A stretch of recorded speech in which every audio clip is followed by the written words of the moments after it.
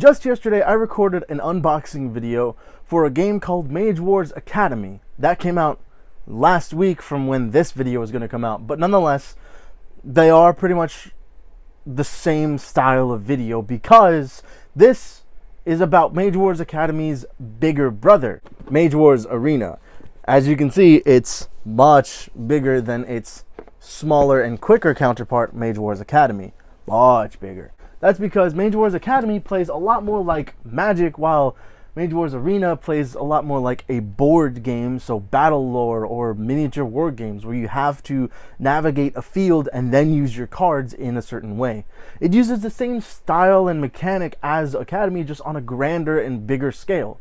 You can kind of compare it to Magic and Duel Masters, where Magic is the more complicated and expanded version of Duel Masters. In the same way, Academy is a smaller version of Arena, which expands and gets more strategic in the styles and the mechanics. And although I am really happy with Mage Wars Academy, I do want to point out that they messed up on the package that I got, and they actually put 2 of the same pop-out pages. So I got all of the same markers. I have 2 times as many health markers as I need, and I have none of the status markers, which kind of sucks, but luckily I looked it up.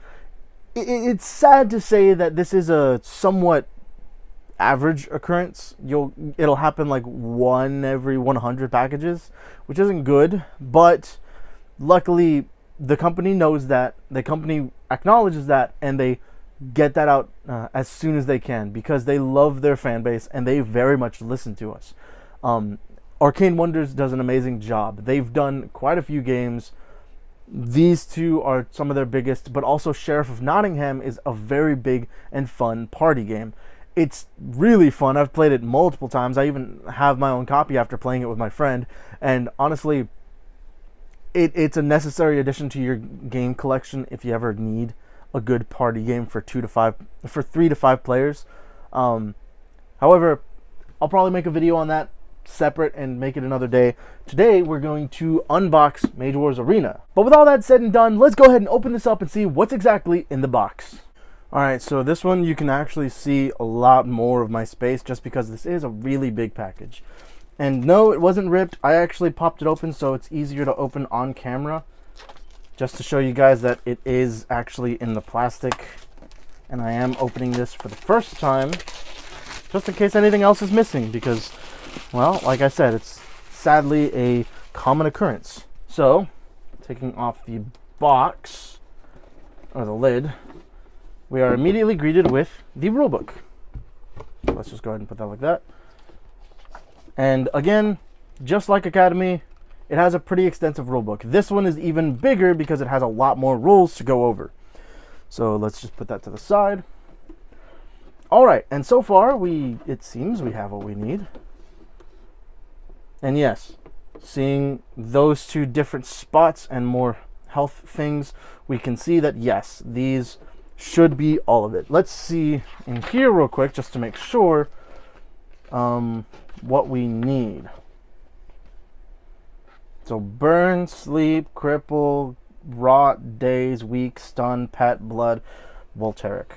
Volteric, initiative, which initiative is up there, health, gate opened, banished, rage, armor, rage, armor, sleep, rot, cripple, sleep, daze, stun, weak, used, cripple, rot, pet, blood reaper. There's quite a few things in here. A lot of it. Get closed, all that stuff. So yeah, so far it looks like all of the markers are here. That's a plus. I'll go ahead and leave that open just so I can tell stuff later.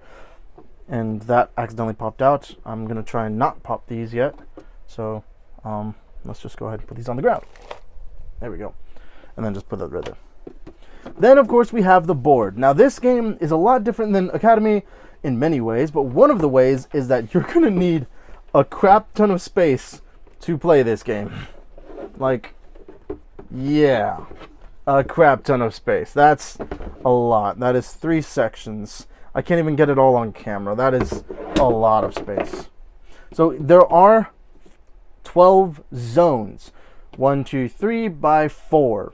Well, it would be like this, really. 1, 2, 3 by 4.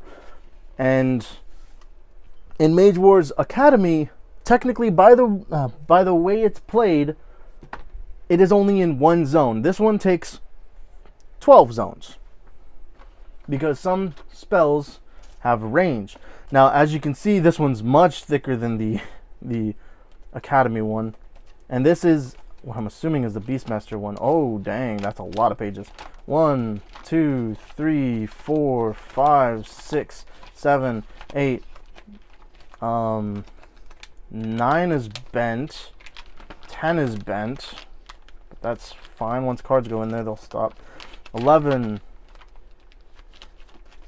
12, 13, 14, 15, 16, 17, 18, 19, and 20 pages for these, where the other one only had 10.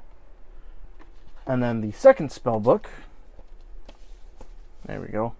I like the look of that one, but this one looks very magical. 1, 2, all the pages look good. I'm sure it's 20 again.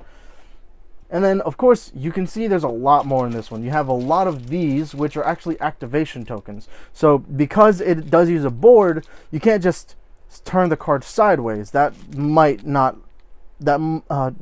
be as effective to tell whose card is whose than putting these on them. So you'll have these to show that they have an action to use, and then turn it over to show that their action has been used and they've been activated. Then you've got the damage dice. These are much bigger and regular sized compared to these smaller ones from Academy.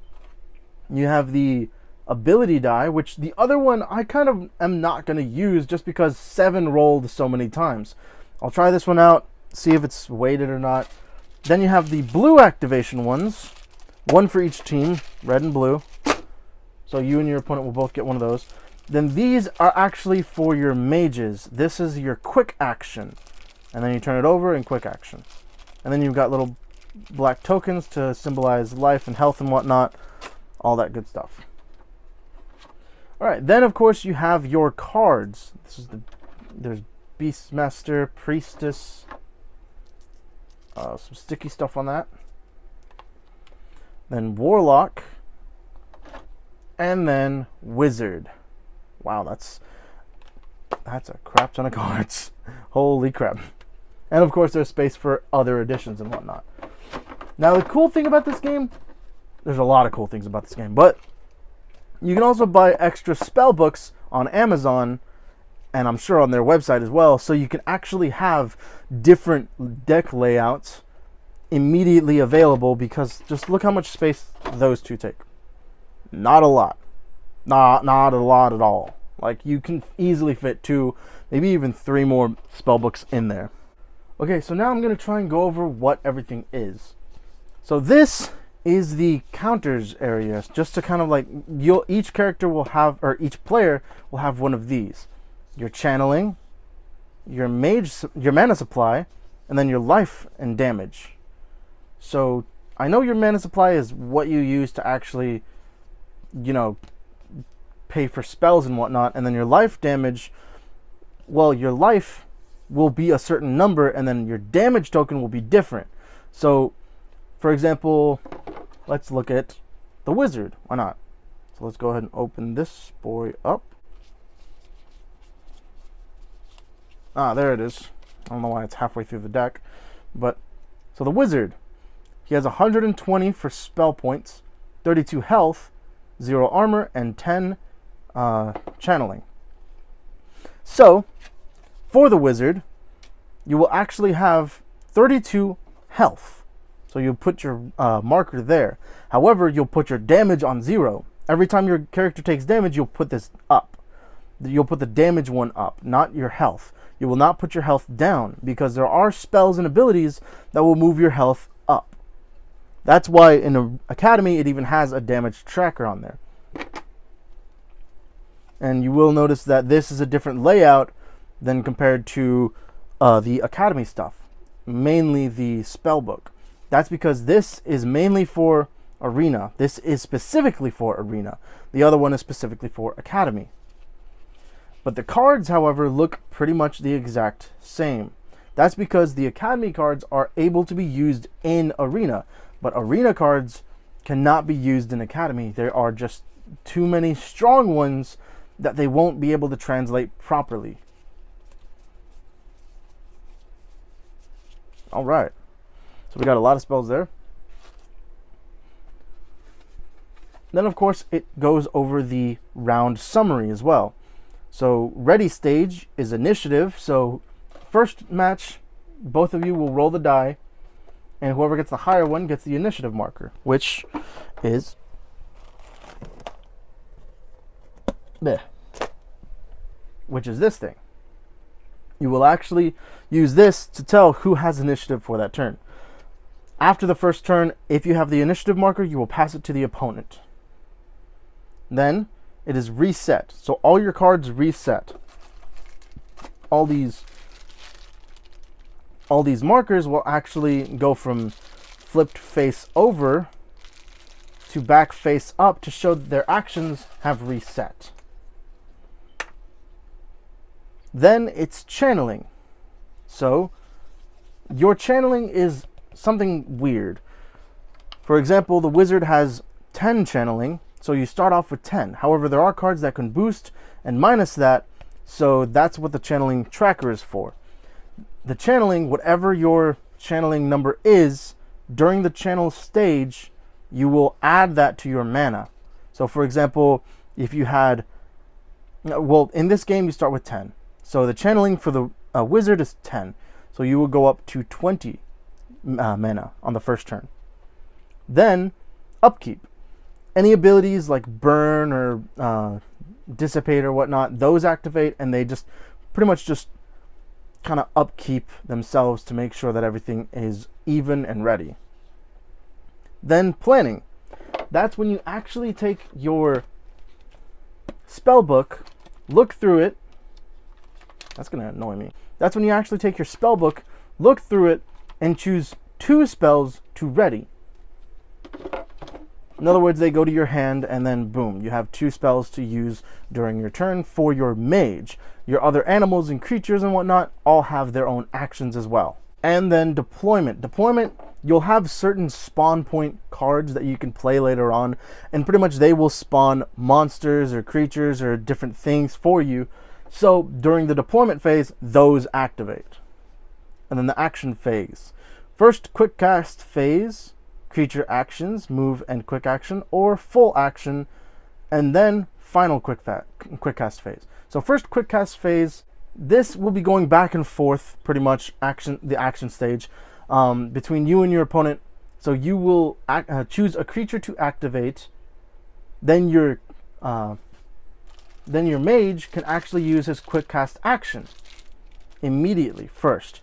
Then you can do your creature action, which, for example, if you chose your mage, you can do the full action, which is this one, or you can do the quick action, which on this one it says move and quick action or full action. Quick action is pretty much anything with this lightning bolt symbol. That is a quick action. That means for the move and quick action, your character can move and then do something. So for example, let me get a creature out. There we go. Yes. So this creature can move and then use this attack, which is 4 dice. Or he can spend his full action, which is the hourglass, to do the full strike, which does triple strike. That's a pretty good card, actually. Wow. All right. Then final quick cast phase. That means after the actions have been done, then you get another chance to use your mage's quick cast. However, if it's already been used, you cannot. That is pretty much the turn. You will go back and forth until one of you is dead. This one takes a lot longer than Academy. Academy is the quick card game style version of this, while this is the more fleshed out board game style. Then, of course, you have all the stuff on the card. That is the mana cost. That is the school that it's from. So this one is Arcane, which sometimes it'll say Arcane under there. Then that is the level of the spell. This one is a level 4. That is the type of spell, so that is quick action or full action. Then you have the range. This one is 0/0, so that means this must be cast in the same square as your mage. Once it's cast, then it can move around and whatnot. Then the armor and the health, the 2 different attacks. So quick attack, that means melee. Then it rolls 4 attack dice, and then it has counter strike as well. And then that is a full action attack with a melee, 3 attack dice, but it does triple strike. Then regenerate 2 and slow. So regenerate 2 is where I was talking about during the upkeep phase. That's when that ability would activate. Slow is another thing. That is another ability which will be explained in the rulebook. And then, of course, like I was saying over here, you have your class. You have the spell points for when you're making a deck. When you're making your deck or your spell book, you will actually use the level of the spell as the points. So, for example, 120 and then 4. However, you have set training. Trained in the arcane school and an elemental school of his choice, fire, earth, air, or water. You get to choose. So those go by point value. Anything other than that is actually double the points. However, you also get to choose fire, earth, air, or water to be trained in. So for example, if you wanted to add a fire card, but you were trained in air, and it was a level 2 spell, it would then become a level 4 for the reason of building your deck. Not always. However, there are others, kind of like, let me see, where'd he go? The Beastmaster. For the Beastmaster, as you can see, trained in nature school, fire spells cost triple during spellbook creation. So that means, although he can add nature spells for their base level, anything otherwise would be double, but fire actually costs triple. So for example, if you wanted to add a fire spell into a Beastmaster deck, and it was a level 2, it would then cost 6 points to put in there. And that is pretty much Mage Wars. Of course, I'm not showing everything right now. There's still a lot of stuff that I have to punch out. But this is pretty much one of my favorite games just by hearing about it. I haven't even played it yet, but I already know I'm going to love it because I've been looking for a good game that can recreate spell casting. And this seems to be it. The spell book just adds a totally different mechanic that is honestly game-changing, and it's so great. Alright, that'll be it for this video. I hope you guys enjoyed, and if you want to see something else like this, let me know in the comments down below. Otherwise, I will see you guys in the next one. Jay Hikari, logging out.